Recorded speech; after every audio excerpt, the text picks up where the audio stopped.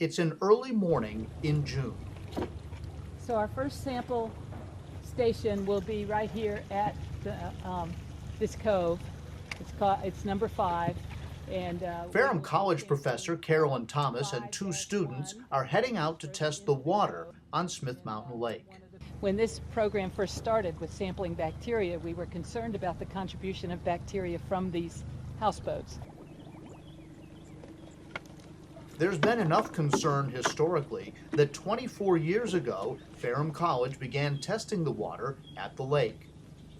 Clean water has a lot of different characteristics to it than just bacteria. But bacteria is the one that has health implications for humans and aquatic life. We need the temperature, ambient temperature. Yes. Now. Using grant money, students are hired to do the research, both on the lake and back at the lab. This is our plankton tow apparatus, and we're just going to, as we slowly reverse the boat, we're going to let this out, and then it is going to capture in hopefully a fluid motion all of the plankton that are in the lake. A little bit of sediment, but that's just because it's... Well, hands-on experience is really good. Like, I get to know how to do different types of things. We have different machines there. We do total phosphorus counts and algae counts and bacterial counts. I'm just going to dump this into the water and lower it until you can't differentiate between the white and black marks, and that just tells us water clarity. Okay.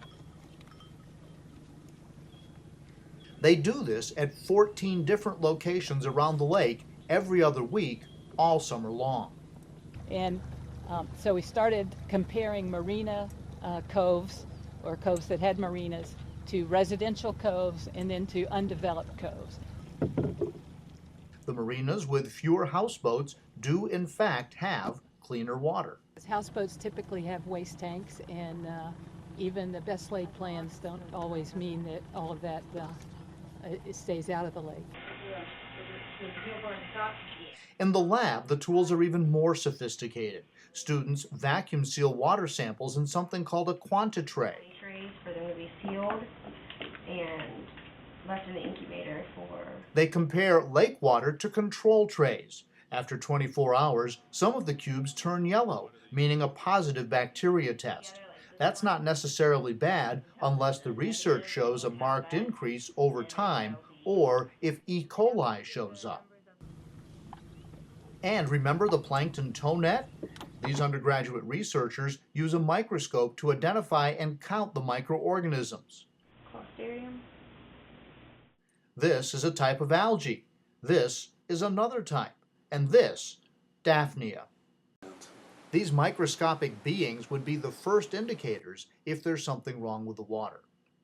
But they are the basis of the food web here out on the lake, and very important. So we count them and determine the different species that we have, and to predict the health of the lake. Because of Ferrum's initiative and the college's oversight of free pump-out services for houseboats on the lake, water conditions have improved over the years. Over the years, the bacteria numbers have improved and improved. There have been a lot of things that have been instituted here at the lake. For example, we were the first lake in the state, or the Commonwealth of Virginia, to have a no discharge requirement in the lake. So that means no boats can discharge their waste into the lake.